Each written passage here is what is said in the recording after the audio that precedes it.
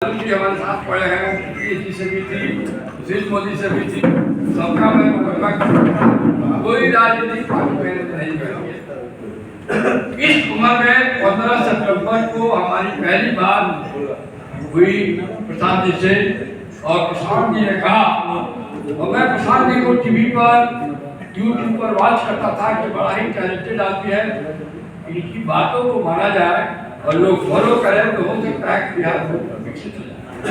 बिहार जो धीरे धीरे पतन के रास्ते पर चल रहा है तो आगे बढ़ जाए।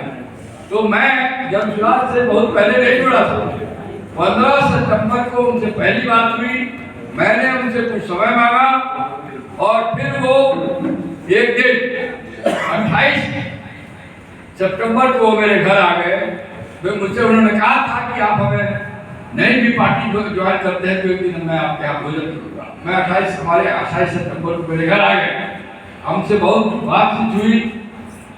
बोले कि आपके सारे बच्चे सेटल हैं, आप अपने ही अपने प्रोफेशन में स्थापित हैं, अब बाकी जीवन का जो समय है आप बिहार के विकास में हमको मजबूत करिए।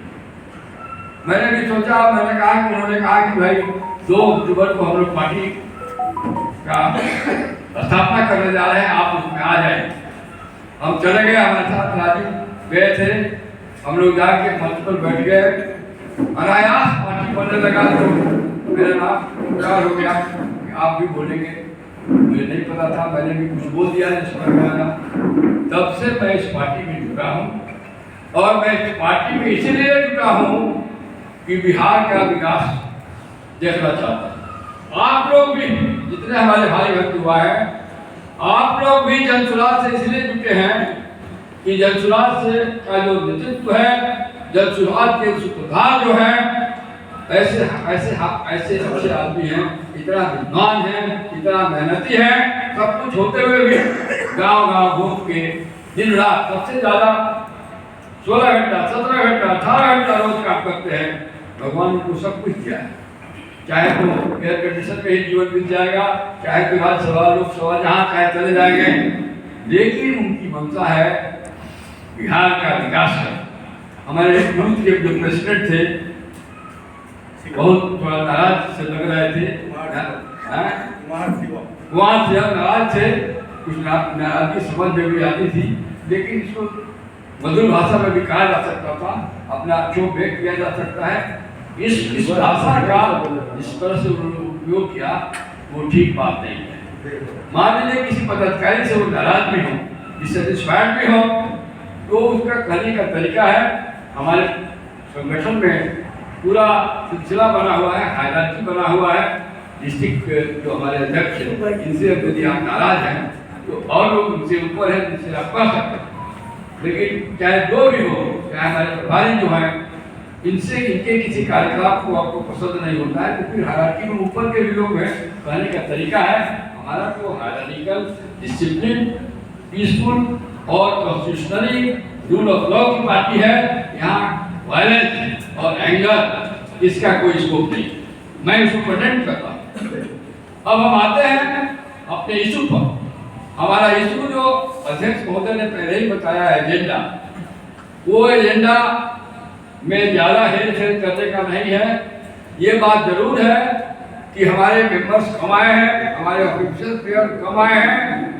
अब इसका कारण पता लगाना होगा। मैं तो अध्यक्ष जी से निवेदन करूँगा कि 2-3 आदमी की कमेटी बनाए, वो जाके मिले, जिन लोग नहीं आए हैं उनसे मिल के पूछे आप क्यों नहीं गए, आपकी क्या नाराजगी है, उसको क्या किया जाए, इसको रिपेयर किया जाए। गाड़ी तो आपका बहुत मेंबरशिप तो बहुत हो गया है, गाड़ी तो उसका रिपेयरिंग सोचता है, उनको बनाइए, समझाइए, बुलाइए और हो सकता है वो पुनः आ जाए। छपरा का नाम तो जनसुराज के में सबसे अच्छा था कि छपरा का ऑर्गेनाइजेशन सबसे अच्छा है, तो इसको रिपेयरिंग करने की आवश्यकता है। थोड़ा रिपेयर करिए, समय दीजिए, कमेटी बनाइए, लोगों से पूछिए, सबसे बात करिए और पावर डेलीगेट करिए और सबसे बात करके लोगों को जुटाइए। अब आप लोगों को ये जान की खुशी होगी कि प्रसाद जी का पदयात्रा जो सेकेंड फेज हो रहा है वो आप ही के जिले से हो रहा है और प्रकाश जी के जन्म बदकिस्मती से हो रहा है। जयप्रकाश जी के एक हुक्काम पर भारत की सरकार बदल गई। संपूर्ण क्रांति का जो उन्होंने नारा दिया, जो देश लेवल पर संपूर्ण क्रांति का नारा उन्होंने दिया, संपूर्ण क्रांति का ही दूसरा भाषा प्रशांत जी बोल रहे हैं बिहार लेवल पर।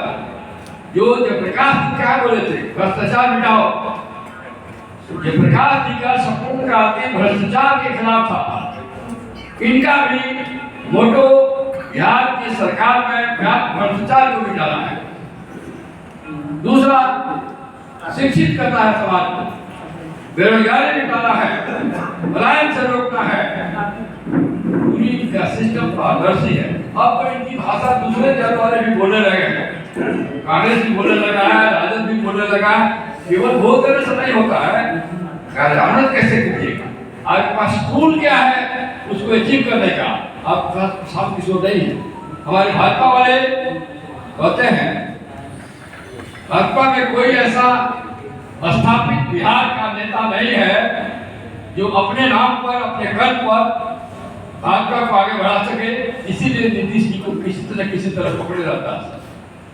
भाजपा के एक ही नेता थे, सुशील कुमार मोदी ओरिजिनल, जो उसने सींचा और बढ़ाया। लेकिन आपने देखा कि उनकी क्या दुर्दशा भाजपा में किया। मरने के 4-5 साल पहले दूध की मक्खी की तरह निकाल के फेंक। रविशंकर नामी वकील कितना बड़ा बढ़िया लॉ मिनिस्टर था, जब बोलता था तो पूरा देश सुनता था, उसको भी क्या नहीं करके फेंक। तो अच्छे लोगों को भाजपा अपने दल में भी कोई स्थान नहीं देता है, वो उसी को देता है। जैसे बिहार में कोई भी नेता नहीं है तो ऐसा चमत्कारी कोई भी प्रशांत किशोर का मैच नहीं है। आपके साथ आप लगे हैं नंदुला जी कि आपका जो नेता है सिल्वर की तरह चमकता है। बुद्धि इसलिए है,